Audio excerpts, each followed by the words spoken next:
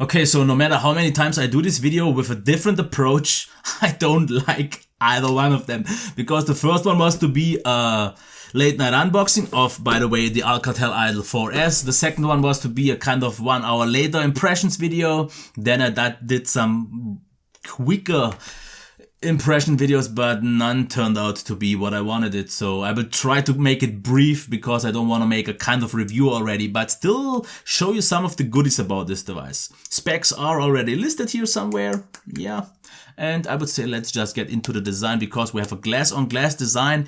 In terms of the design itself, it looks kind of like a mix of a Samsung Galaxy A5 2015 and something else. So this looks like a curve, but it actually isn't really that much of a curve. So it's no curved glass or something like that. We have a metal frame, a glass back, and it is a very compact feeling 5.5 inch, because yes, it is kind of big like the P9 Plus in terms of length, width, and also kind of thickness. But for some reason it feels more compact, and I actually like that so far. Here we have something that looks like a speaker on the top and the bottom, but the actual ones still are on the front. So we have stereo front-facing speakers, quite nice. The cam, the LEDs, microphone, and the headphone jack. Here we have the completely ridiculous placed power button, because this is so inconvenient, but that's not that big of an issue, but I will tell you why in just a few seconds. Here we have the SD card and SIM card tray. Here, of course, on the sides we can see the chamfer for the edges, the oddly placed micro USB button, and another microphone. So what we have here on the right side, the volume rocker, all good, a little bit high placed, but still okay. And here we have the so-called boom button. What it does, at least by default, is turn on the device, which is nice. What it does by default is show you a boom action. What I set it to actually turn off the screen with an app, because you can launch any application, and I just used an app that turns off the screen, because this button for me is just too crazily placed. No fingerprint reader or something like that. A little bit odd to see these days on something that is almost a flagship. So what do we see if we turn on the device? We can see actually some kind of extra neat software, because as you can see here, if you turn on the screen, you have some functions here, and you can customize them by double tapping this icon, and now you can pretty much place here whatever you want to. So this is a nice addition.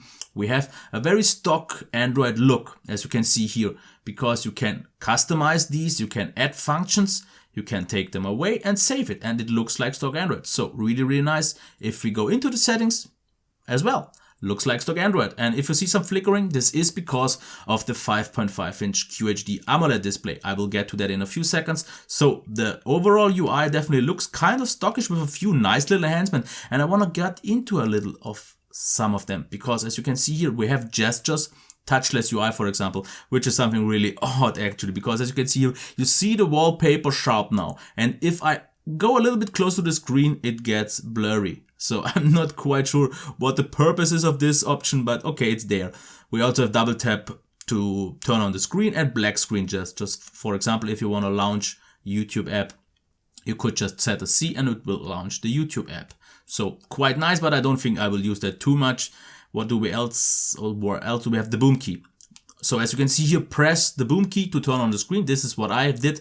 And then you have different options while the screen is on. For example, activate boom effects, camera key, take instant screenshot. And what I did is trigger application, just used an app that turns off my screen, because then I can just use this as a kind of power button. What else? In the display, we have a nice little additions that I definitely did not even expect to be that powerful, because where is it? Screen mode. Because similar like on the Samsung, the phones, we have a vivid mode and a natural mode for the colors, but we still have an option for cold. Okay, it's just in 5 steps. As you can see, this is crazy cold. It doesn't look like it on the camera though. This, in my opinion, is still a little bit too cold. Maybe I could get used to that, because I like something colder. And then we have warm and super warm, which actually isn't that warm. So I actually like the default calibration so far, and the rest is kind of nice.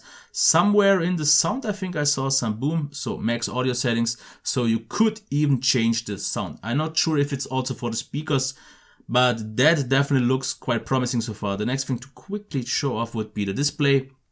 QHD. It seems very bright so far. The viewing angles seem absolutely top notch, as I would expect from an AMOLED display. It seems to be quite a nicely calibrated one. Very, very sharp. Nice calibrated, so you can of course use the vivid mode or the basic mode, whatever you prefer. seems quite good, and I like that we have the color temperature control. So it definitely seems to be quite a high quality display so far. And if we go and talk about the sound, this is one of the actual highlights here, because let's quickly check that.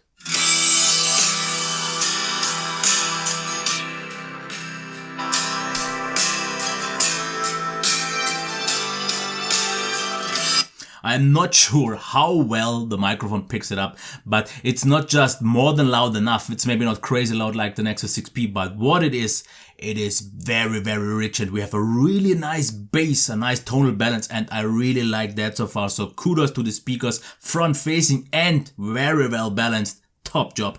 Can't really judge the headphone jack yet. The performance, just real quick, if we check the browser, I have to say, of course, keep one thing in mind, this still is updating all the apps because I haven't even finished that. So as you can see here already, the browser, the Snapdragon 652 does a great job. I wasn't quite sure how well the 652 can handle a Quad HD display, but so far everything seems buttery smooth, as you can see here.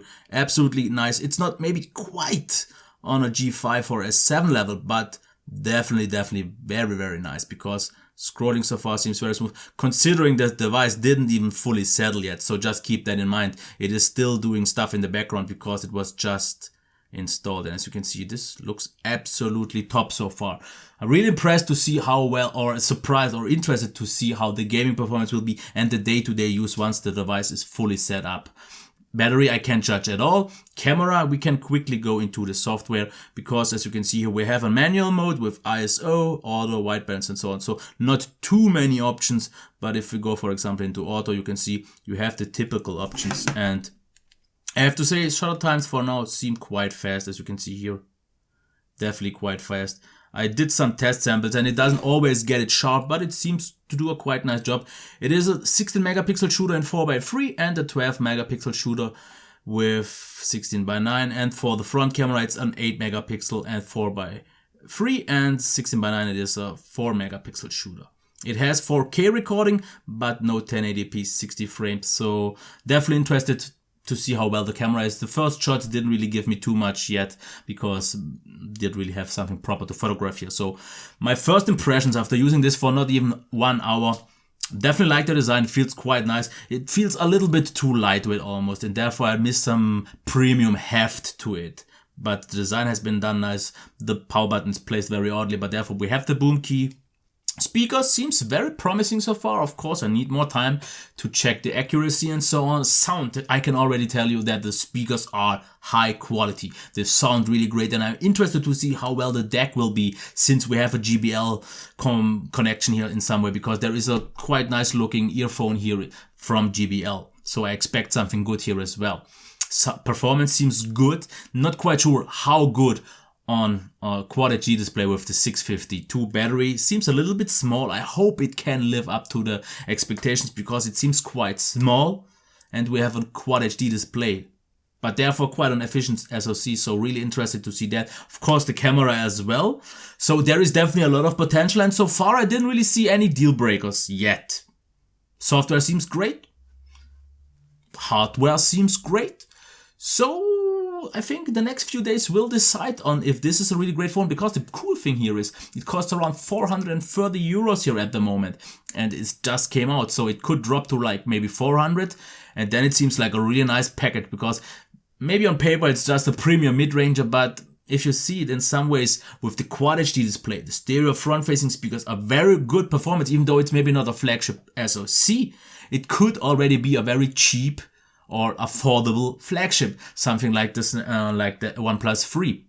Of course, it doesn't have the SoC that the OnePlus 3 had, but it has the display with more potential, the speakers with more potential. In terms of design, of course, it's always personal preference, and the camera will have to prove itself. But so far, there is a lot of potential, and it's not like it's wasted potential or anything like that. So one of the devices that I'm actually very interested, and I haven't been so excited about the phone in quite a long time, because they are all phones from brands that we already know for a few years, and this is my first Idol device, and yeah, seems good.